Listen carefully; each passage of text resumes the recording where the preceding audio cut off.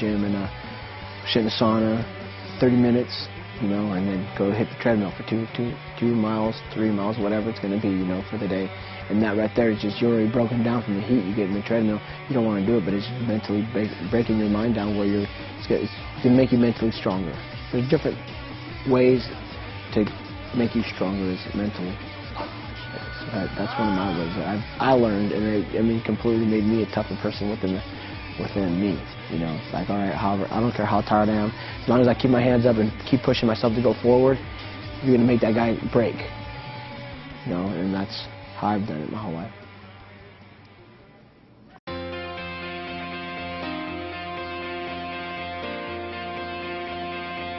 When I also kind of use that as a mental thing, where if I'm feeling pain, I won't show it.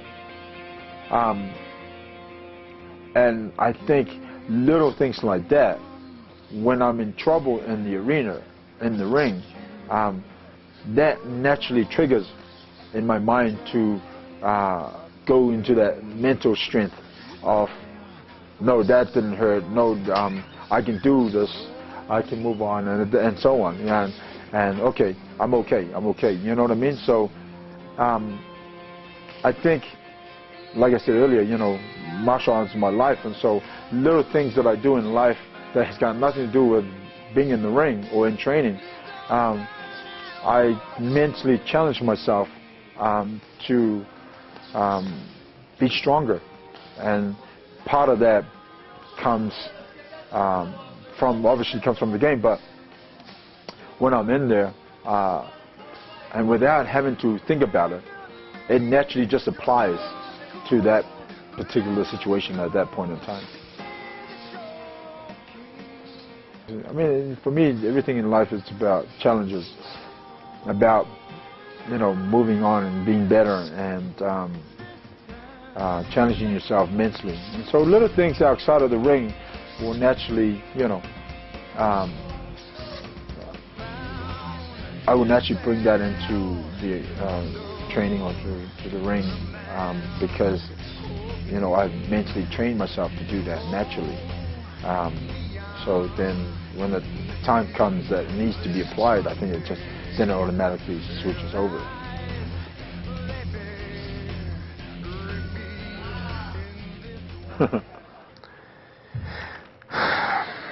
I don't think it necessarily has to happen at a young age. It helps to happen at a young age because you grow up. I think you grow up having a certain theory of mental toughness, and that is basically to push your body to a level that it's never been before, and then when you get to that level, push it even more. You know, break down the barriers of you know, what you came to before, get to that level, and then break down that barrier and go even further. And it's with everything. It's, you know, your conditioning, your stand-up, your jits, your everything. So, yeah, I mean, I think you can train that for sure. Everybody has this barrier. I learned that in wrestling. You could break people. Something Gray and I share in wrestling is we were guys that our style was very physical and very aggressive and try to set a pace physically that not a lot of guys could keep. And at some point, you're willing to go further than they can go, and they break. And you can almost feel it. You can hear it when somebody breaks. When I fought Vitor Belfort the first time, he broke. It wasn't that I knocked him out. I hit him with a bunch of punches, but I didn't like hit him and knock him out. And I've never, in any fight that I've ever been in, knocked anybody out. Tim Sylvia knocking him down in the first 10 seconds of the fight, that's the closest I've ever come to a knockout. But I broke lots of guys. Just pushed them harder. In some ways, Gonzaga broke. You know, I think I was mentally tougher. I pushed him, made him work harder than he wanted to work, or he thought he was going to have to work to win that fight. And he broke. And so I'm not sure. I think through the training process and learning that about myself, you know, I had coaches that pushed me, that put me in certain situations, had a bunch of guys coming in on me. Well, they were fresh, and I had to recover and survive. And you know, the first time you get to that point where you're just so tired you can't go anymore, and then the next week they make you do it again. And you learn, oh, I only made it 9 minutes last time. Now this time I made it 12 minutes. And the next time I made it 16 minutes. Our grapple coaches would come in on certain days and would say, okay, it's a grind match today. 90 minutes, find your partner. And they started the clock, and you went 90 minutes straight. One match, one guy, no breaks, no rest, no water, no nothing. Straight. A grind match. I would see guys break all the time. They would actually start crying. Guys would hit that wall where they just couldn't go anymore, and their partner was still had energy, was still going, was beating, and they would break. They would actually start crying on the mat because they wanted to go more, but they just couldn't go more. So I think that comes from training. You learn to push that barrier back and persevere and push through that, and come back and do it again. I think that's where the guy that can experience that, find that barrier where he just can't go anymore, but then is willing to come back and go again the next week or the next time you're called on by a coach or somebody to do that. That creates a mental toughness. I know I learned it in wrestling. I mean, the reason why I say that it helps at a young age, I mean, I don't think that a guy that's 22 per se can't learn to be mentally tough. I'm sure that he starts off with a certain level of mental toughness, but to train that, to put himself in a different bracket of mental toughness, I think that he can train that for sure. I think that's something you push yourself, you push your body in so many different ways, whether it be in whatever,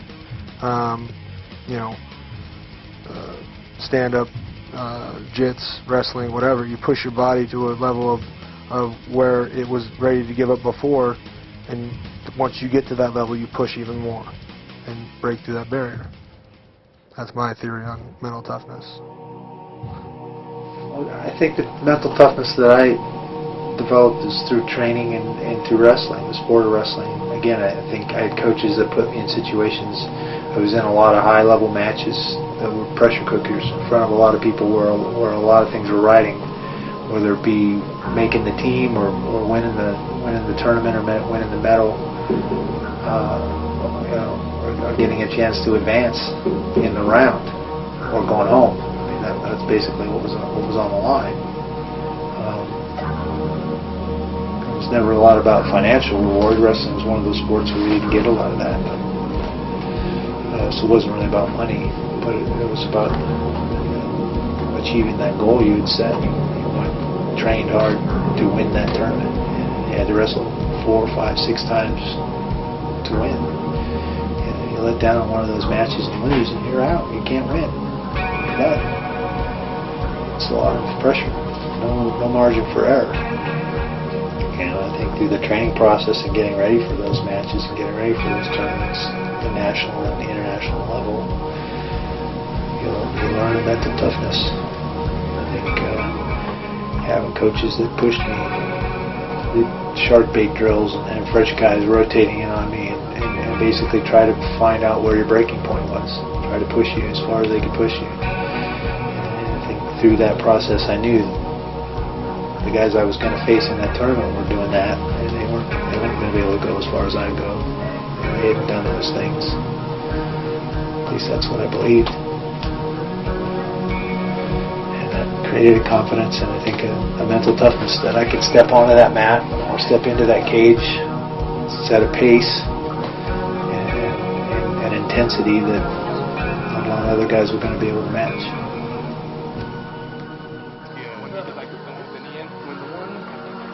When he touches my head to the floor, I have no... You're gonna pass out. Yeah, I have to tap. Even when my head's up a little bit, he puts so much pressure on the back of my head. If he just scoots that hip out, I go every time. Can't stop it. You can't make me stop. I won't stop. You can't make me stop. I won't stop. I'm the champ.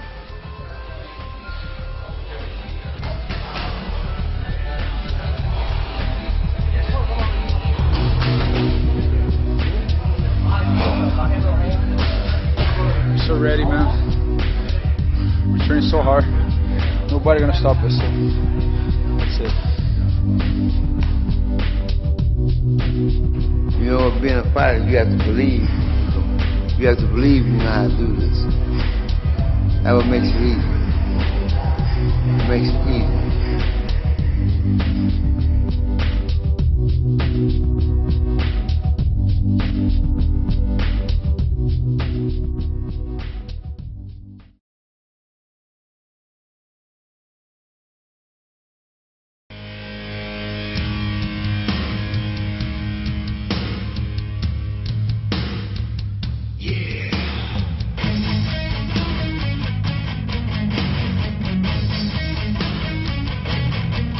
You gotta trick the mind. Knockouts come unexpected, or you can trick the mind. Trick the mind ain't doing nothing but setting the guy up. You set him up. Say, I know what I'm gonna do. I'm gonna jab him to the body. Bam. I'm gonna jab him to the body. Bam. I tell you, I'm gonna jab you to the body. I ain't go to the body. Do like this. I said, bam! He never expected it. Because he was thinking about how he gonna get hit with the body shot. So you have to trick the mind. That's how knockouts come. That's what boxing is. You see guys, they say, okay, well the guy, he throw a jab all the time. All right. Guy throw a jab all the time. Your job is to figure out how to take the jab from him. Okay, he threw a jab all the time, so he threw a jab, I'm gonna step over here and boom. I'm gonna step over here and I'm gonna pull back. I throw the jab, boom, boom. Or I pull the jab down, boom, boom, boom. See, he don't know what I'm thinking. He don't really know what I know. But that's how knockouts come. Knockouts come because they're unexpectedly. Using feints, using techniques that you can use to throw your opponent off. You know, you say you got your opponent and he has his hands up in a certain way. You know, you can throw a feint or a fake to see what he's going to do, to see what his reaction is, which kind of should give you some information for your next technique or next punch. When you throw a feint or a fake, it's not just to throw it randomly for the heck of it to look cool. It's because you're trying to see what he's going to do when you do that position. That should give you intel for your next technique you're going to throw or when you're planning on throwing in the future.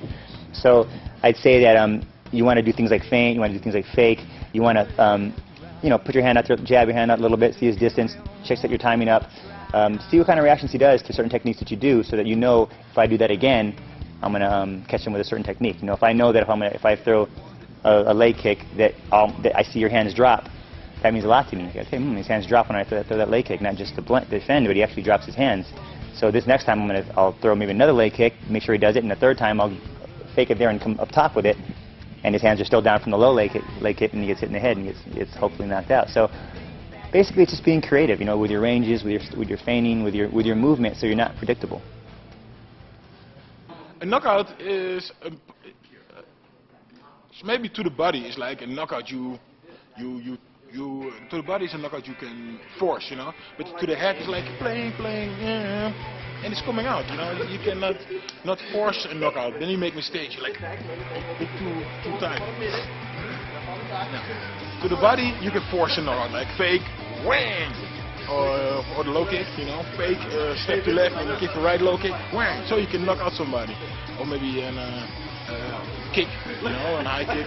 But the boxing, you know, you have to time and do it like with the flow. Just playing and knockout will come automatically. And it looks like you get a kick, so you look like this and you block it, but bang, and it's going right in his gut. If this movement is too difficult, just step a little bit back and just make it straight. It looks like if I make this movement look like a kick again, but instead I make it high and make punch. Oh man, this knockout, total knockout. Just make a turn.